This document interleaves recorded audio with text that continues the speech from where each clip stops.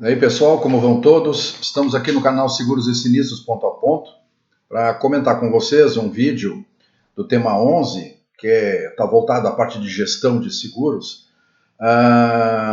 abordando recentemente, pelo menos aqui no Rio Grande do Sul, e isso pode acontecer em outros estados, essa questão das enchentes que ocorreram aqui no estado, mais particularmente a bacia do Rio Taquari, onde nós tivemos muitas perdas de vida e danos patrimoniais também severos.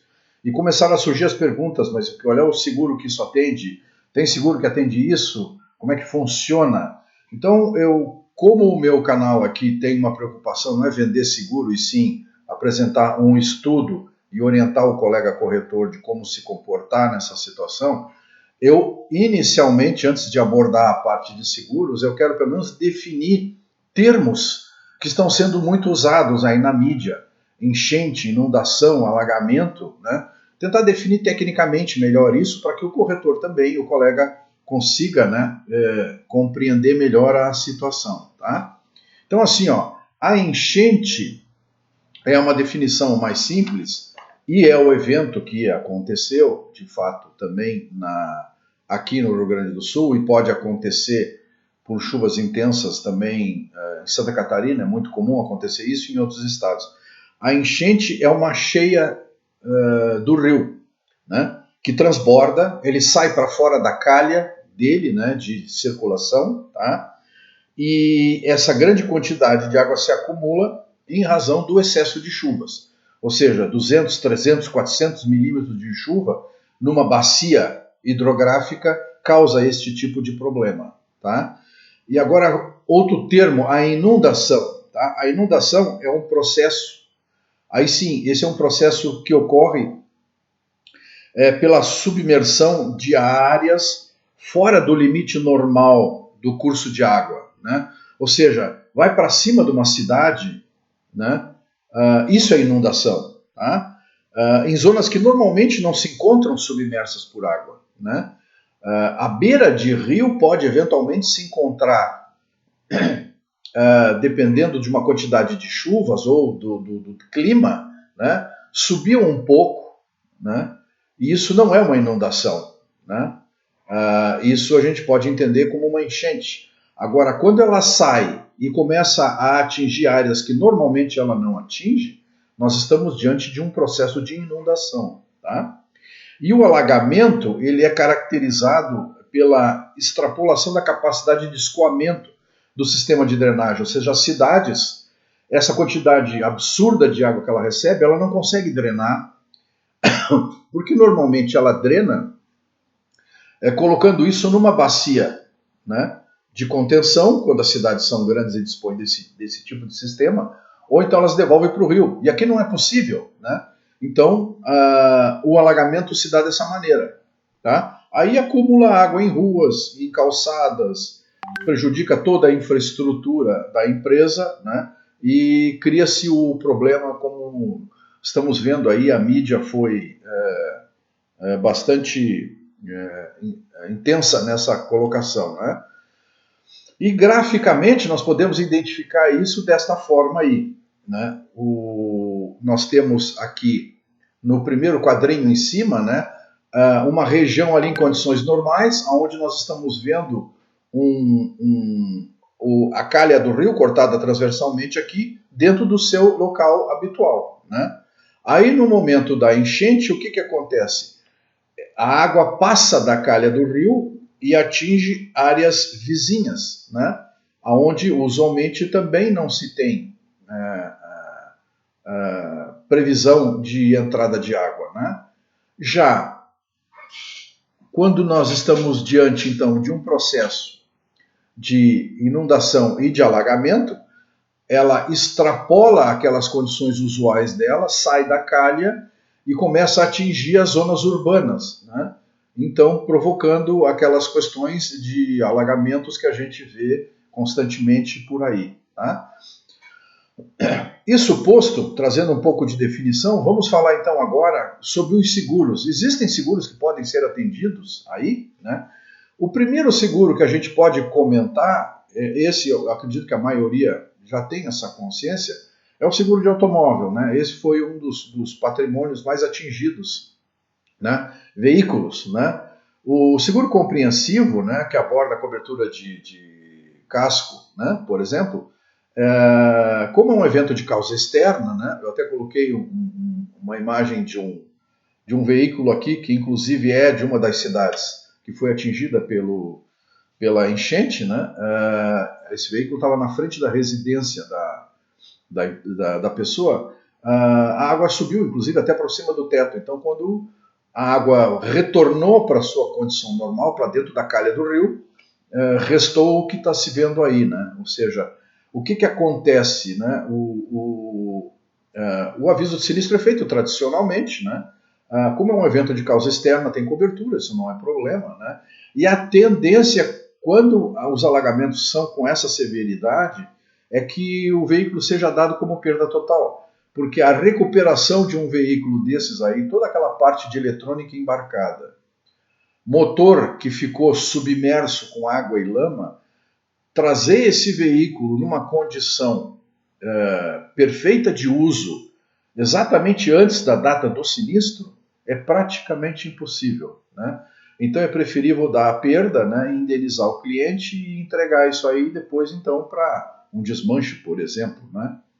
Eu coloquei ali também RCF, né? Por que o RCF?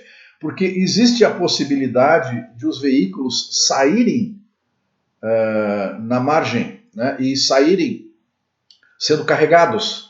E no momento em que os veículos são carregados, eles podem causar avarias, né, aonde eles passam, né? Tem cobertura de RCF? Sem dúvida nenhuma tem, né, nessa condição. Só que eu coloquei ali como um atenuante porque às vezes isso não repercute em responsabilidade para o proprietário do veículo por um excludente de responsabilidade que está lá no Código Civil, chamado caso fortuito e força maior, né? Porque é uma condição inesperada, né, acima da capacidade de controle do proprietário do veículo ou do seu condutor, se tiver alguém ali na oportunidade, né? Então isso é um atenuante, né? E normalmente é um excludente, nem atenuante é um excludente, tá? Por isso que eu botei entre aspas ali, né, atenuantes, tá? E agora, os seguros compreensivos, tá? Empresarial, residencial e condomínio. Estou falando aqui dos compreensivos, tá? Existem alguns produtos desses que apresentam a cobertura de alagamento, né? Que pode ser contratada de maneira tranquila. Só nós temos que ver ali que quando eles estão nos seguros compreensivos, eles têm limitantes, né? Limitantes de verba, né? Franquias mais elevadas e custos também bem consideráveis, né? Mas em muitos produtos das seguradoras, porque hoje há liberalidade na contratação, eu não posso afirmar que todas têm, mas algumas têm, né? Principalmente a área de condomínio, por exemplo, já tem uma oferta maior, né? O alagamento é possível contratar, tá? Mas como é que eu vou saber se vão aceitar ou não? A seguradora tem o critério de analisar isso pelo CPF, via de regra, né? Pelo CPF, não, perdão, pelo CEP, né? O CEP da região é o indicativo para a seguradora se é possível dar cobertura para alagamento ou não, né? Equipamentos eletrônicos. Essa é uma cobertura que veio não em substituição, mas agregou em muitas seguradoras, além do dano elétrico, trouxe o equipamento eletrônico, cobertura de equipamento eletrônico, né? E muitos acham que o equipamento eletrônico é uma cobertura de dano elétrico para um equipamento eletrônico. E não é só isso. Ela é uma cobertura, inclusive, de eventos de causa externa, quedas, por exemplo, né? Esse evento, por exemplo, de uma inundação que chega até dentro das residências e provoca molhadura nesses equipamentos. Eu tenho um exemplo aí de um computador, né, com a tampa aberta ali, mostrando que está todo comprometido em função da água, né, de chuva e barro, né? É um evento de causa externa. E a cobertura de equipamentos eletrônicos dá cobertura para evento de causa externa. Então, as pessoas que tiveram, né, ou que têm algum problema nesse sentido, né, podem conseguir o atendimento para os seus prejuízos nessa condição de equipamento eletrônico, tá? Por isso que eu me preocupei em lembrá-los, né, porque muitos estão só ligados ao dano elétrico, né, ou queda de raio. Não é só, né? E a responsabilidade civil aqui também tem os seus atenuantes, né? Em função de que muitas coisas também podem. Houve casos nossos aqui que